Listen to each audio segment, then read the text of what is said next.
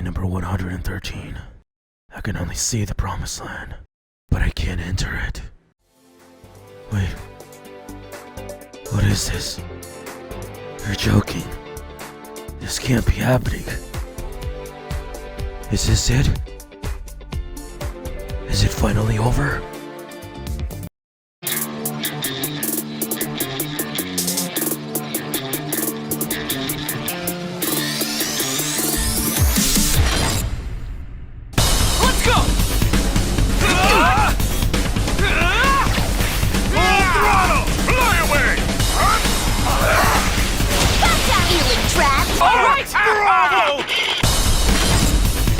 A real man protects his teammates, no matter what! I'm unstoppable! Wait, I've got it! I think I have a plan! Setting up! Fire! Pitiful lamb. Who will it be? May the heavens decide our luck. Oh, no! Very nice. Engine boost! Push me back! Get wrecked! Shocking! Burn! Don't give up. This is just the beginning. My hero! Ultra Rumble! Let's go! The wait is finally over. We finally got a release date. There's a lot of things to be said.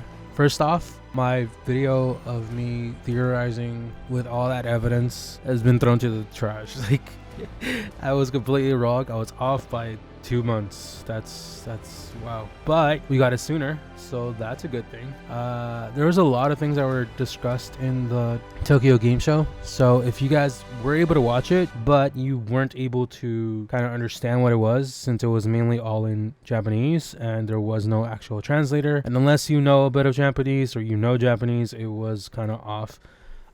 Here is what you guys missed.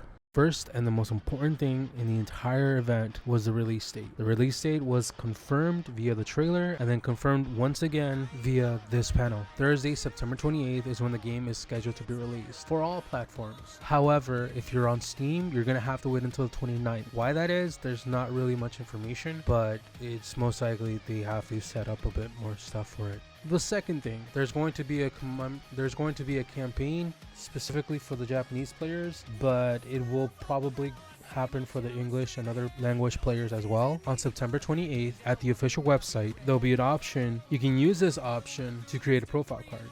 Once you have that profile card, you can then post it on X or Twitter to find friends to play with. During the campaign, if enough people post profile cards using the hashtag and it exceeds 555, we will end up getting Gacha tickets. The campaign will last between September 28th to October 8th, and the reward would just be 10 hero tickets or Gacha tickets. Next up is a full-on confirmation. Every season will last 2 months. That's it. Every season will also include playable characters, so expect new characters to come every 2 months at the very least. Now, if we'll get new maps and all that stuff, that is later on. We do not know. However, as far as we know, every season, 2 months, and every season will have new characters. Season 1 will have Momo, Ibarra, and Kirishima. So these were already foreshadowed in that preview from a developer blog a while back, but this is the full-on confirmation. I hate that it wasn't midnight, but I'll accept Momo, honestly. Yeah, they're also assault, support. So we needed more support characters, so that's good. I would have liked it if he was a striker maybe, but it's a full-on assault, so that's what we have for this panel.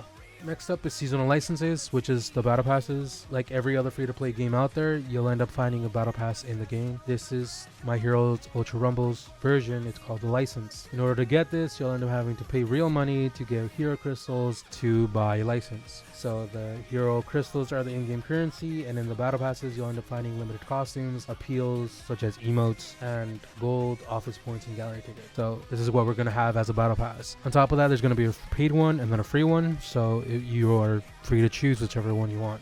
Next up is the gacha. The gacha pool will end up changing 4 times per season, so expect a lot of different costumes and emotes and all that stuff within a season. Now, a lot of people may be kind of put off by this since it says gacha, but it's mainly for cosmetics You don't have to pay for these cosmetics. You do not need these cosmetics. However, if you want to be kind of vain, I guess, you can always roll for it. And again, you can use your hero crystals, which is your in-game currency that you paid real money to roll for these. You are not guaranteed, but most likely they'll probably give you like an incentive of, hey, if you roll 50 or more, you'll end up getting a guaranteed one. There will be new costumes and new emotes, so just so you know, that's what's up.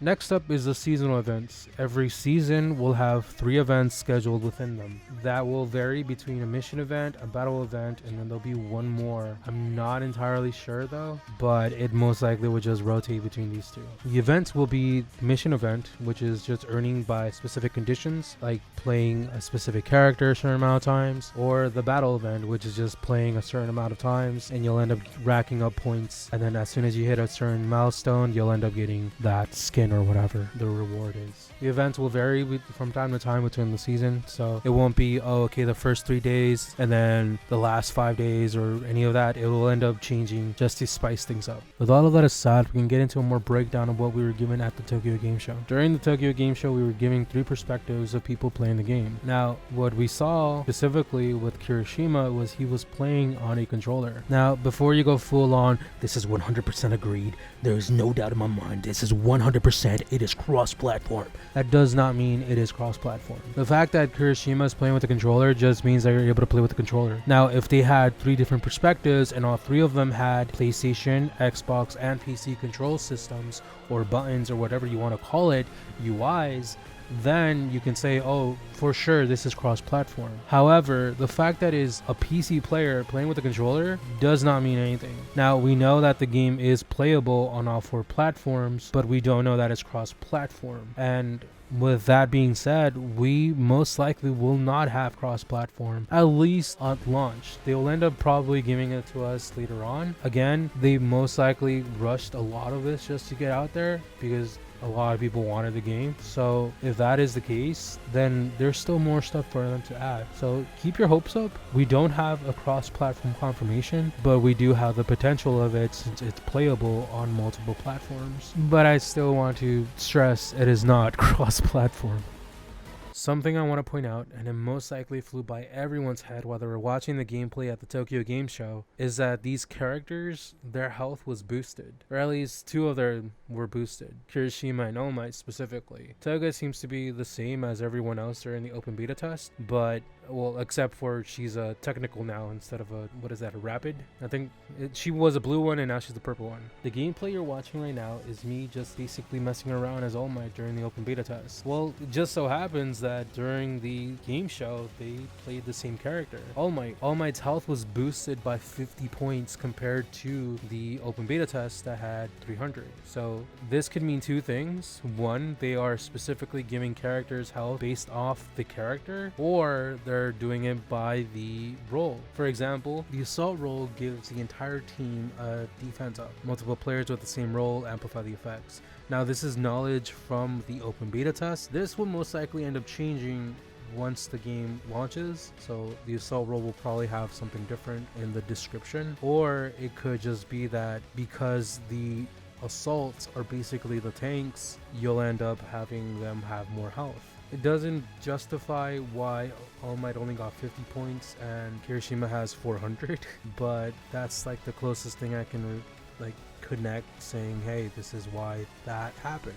Or it could just be based off the character. The character specifically will have higher health depending on their quirk. So with all of that information now at your disposal, you have even more reason to be hyped up for this game. Go ahead and tell your family, your friends, your enemies, your frenemies, your allies, your rivals, that one person you keep texting that you shouldn't be texting, that one person you need a text, that one person you need a call. Be like, hey, it's Rumble time.